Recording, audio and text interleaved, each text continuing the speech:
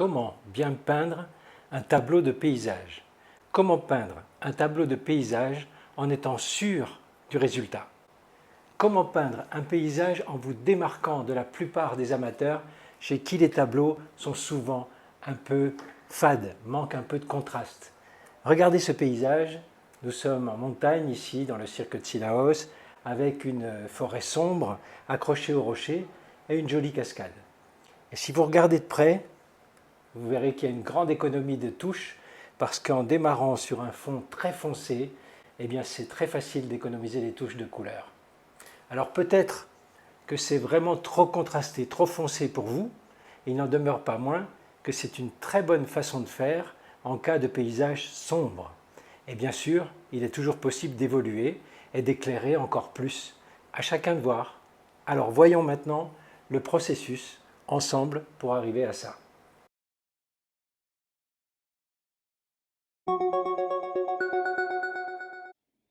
Alors voilà, un fond noir et déjà dessus j'ai ébauché une esquisse du paysage avec seulement quelques couleurs un peu claires et pour bien marquer les détails et les repères surtout pour la suite de la peinture.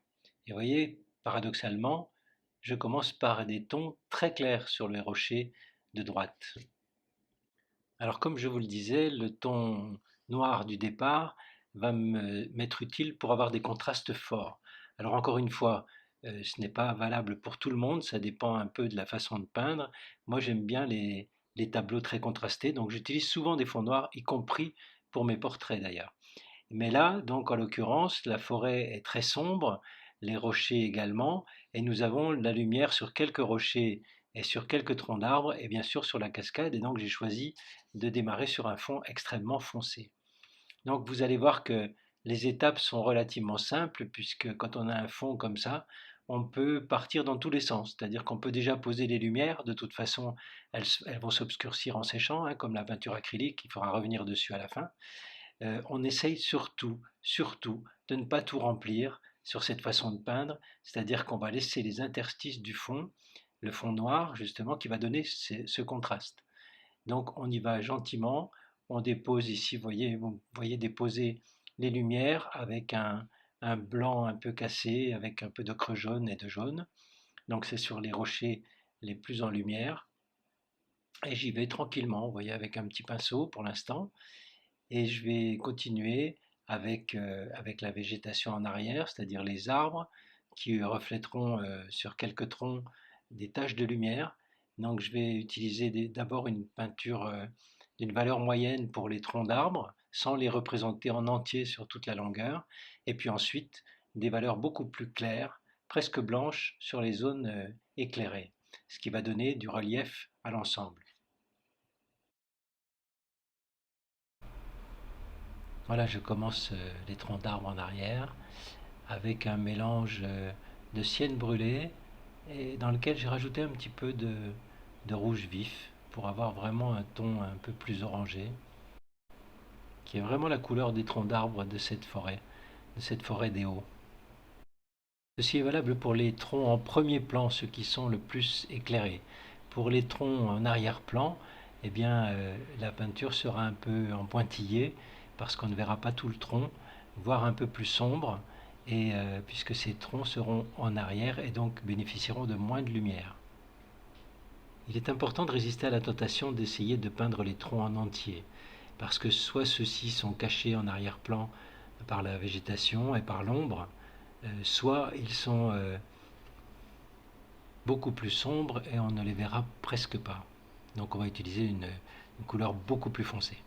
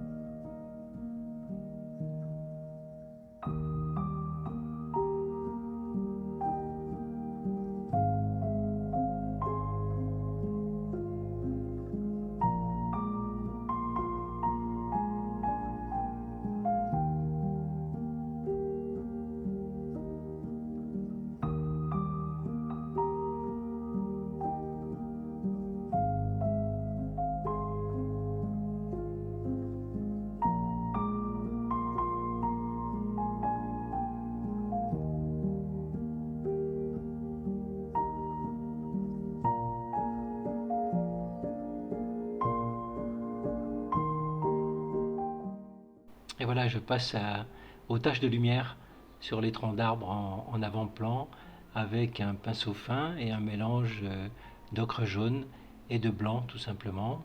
Alors vous voyez, je fais bien attention de ne peindre que les zones éclairées en préservant les autres zones déjà peintes.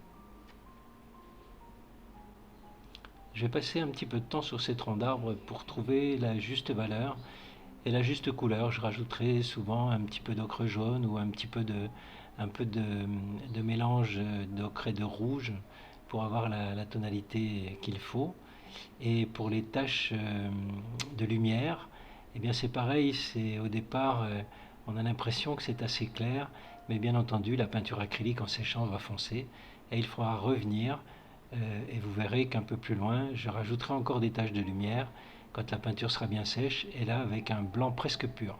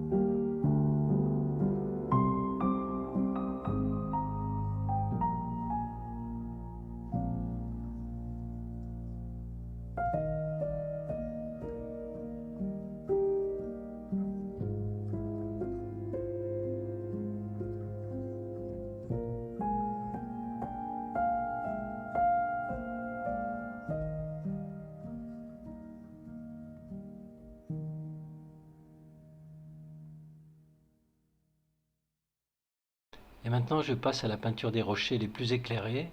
Donc il y a déjà les taches de lumière et je vais rajouter un peu de couleur qui est un mélange d'ocre rouge, d'ocre verdâtre. Et là je vais remplir pratiquement tout le rocher puisque ces rochers sont vraiment bien exposés en lumière et donc je ne vais pas utiliser trop le noir du fond pour justement qu'il y ait moins de contraste violent sur ces rochers très éclairés.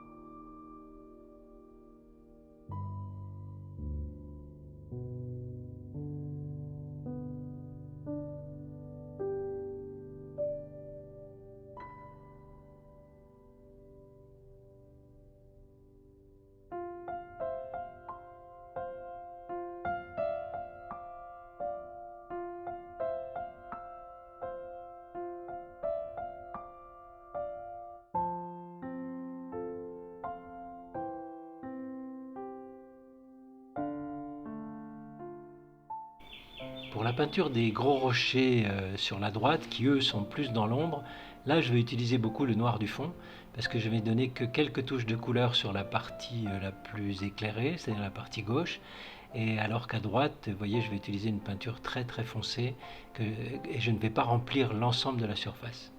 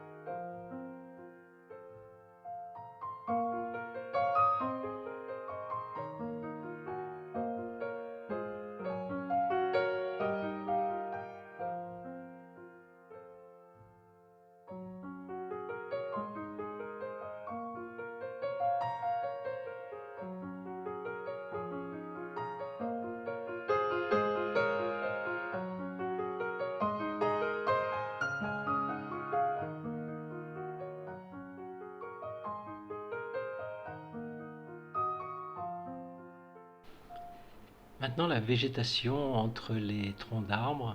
Alors, vous voyez, il y a une zone très lumineuse ici où j'ai pris un vert vif, assez clair, et à d'autres endroits, je vais plutôt utiliser un vert plus foncé, c'est-à-dire je rajouterai un peu plus de bleu, voire un peu de cienne brûlée dans le mélange pour obtenir ce vert un petit peu orangé qu'on voit dans cette végétation là particulière de cette forêt.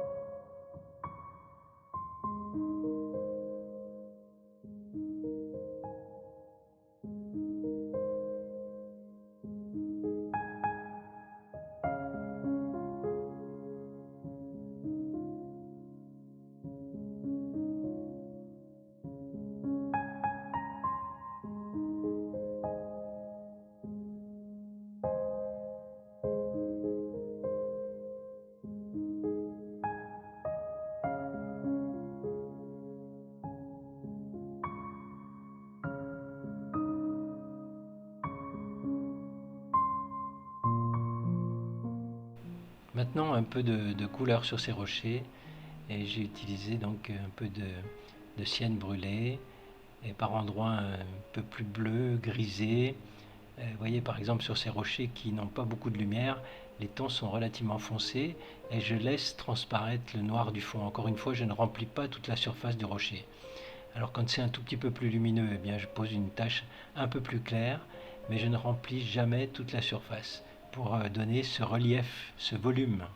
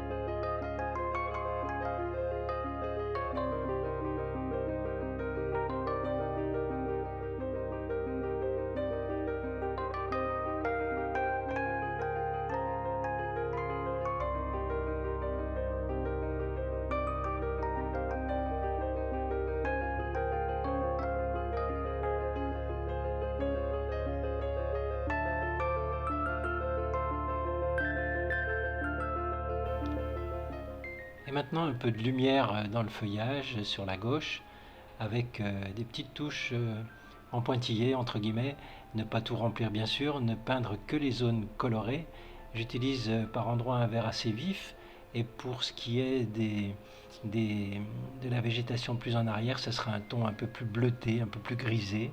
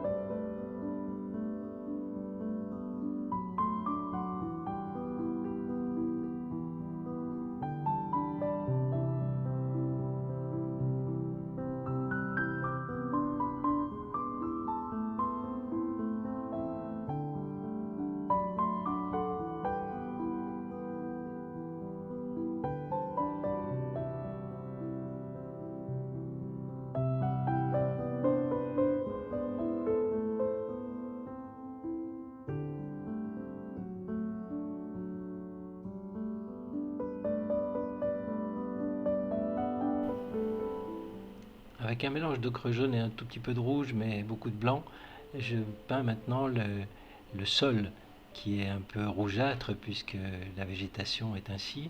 Et je donne des petites touches fractionnées, vous voyez, pour laisser transparaître les troncs d'arbres noirs verticaux. C'est vraiment le principe de la peinture négative.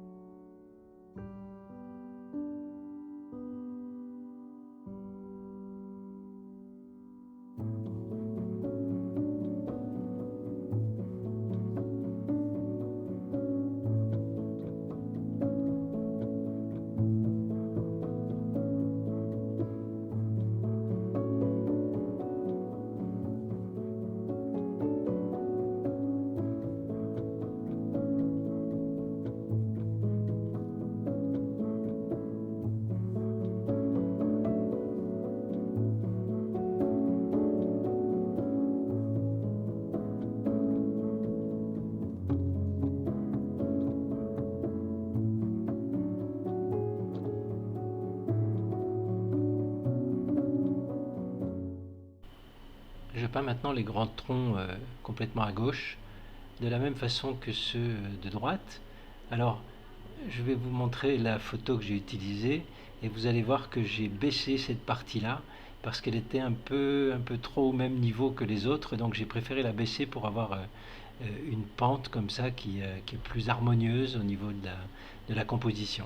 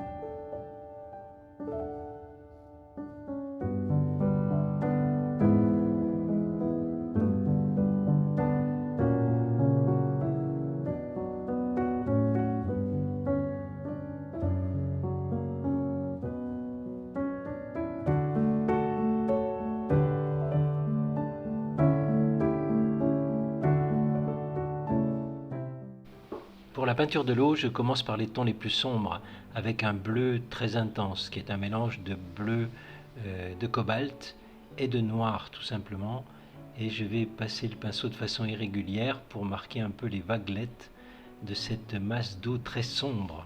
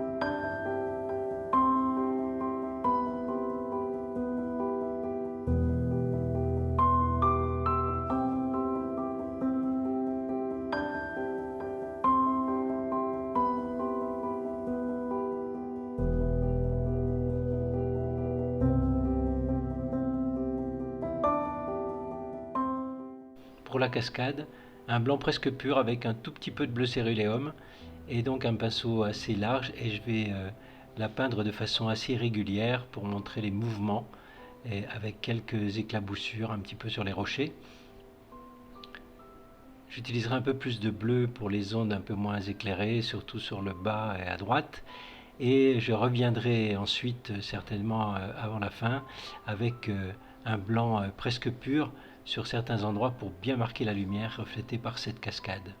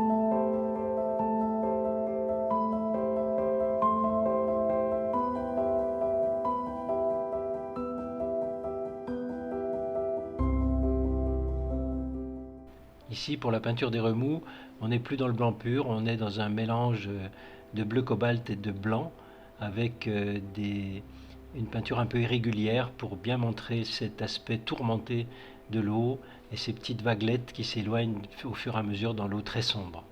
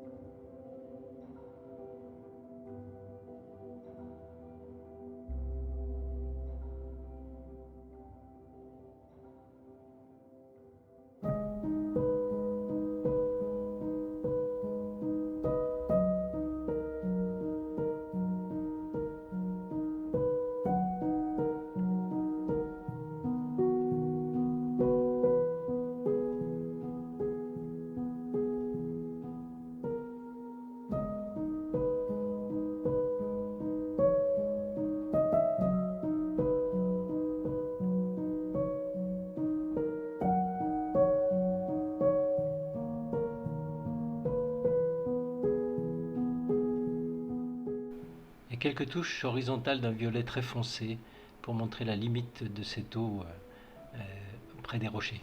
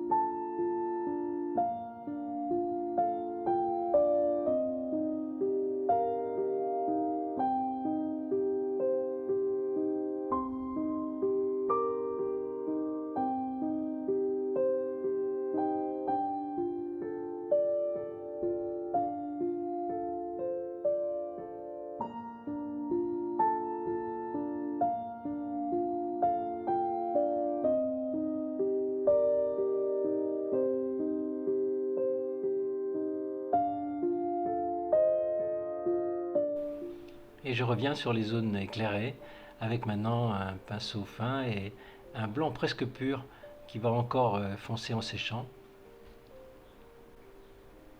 Alors je procède de même sur les rochers, les plus en lumière, sur les zones de lumière.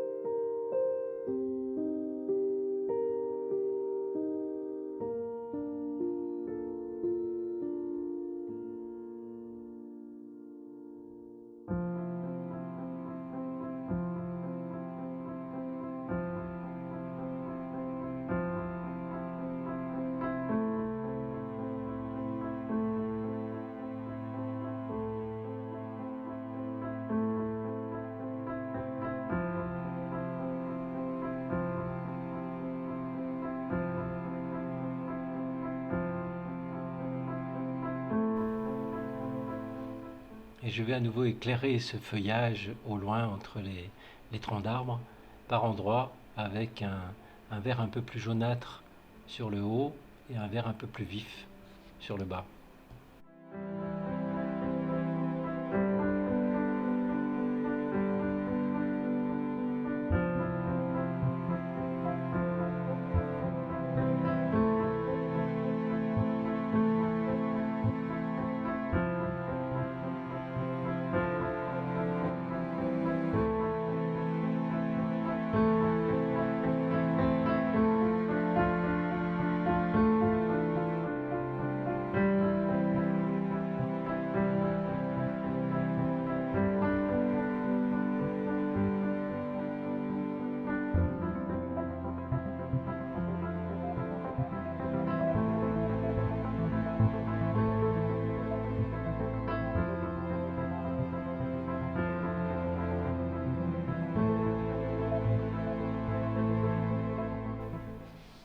Le tableau touche à sa fin et je décide d'ajouter un peu de couleur, un peu d'ocre jaune à certains endroits sur les rochers pour réchauffer un peu tout ça.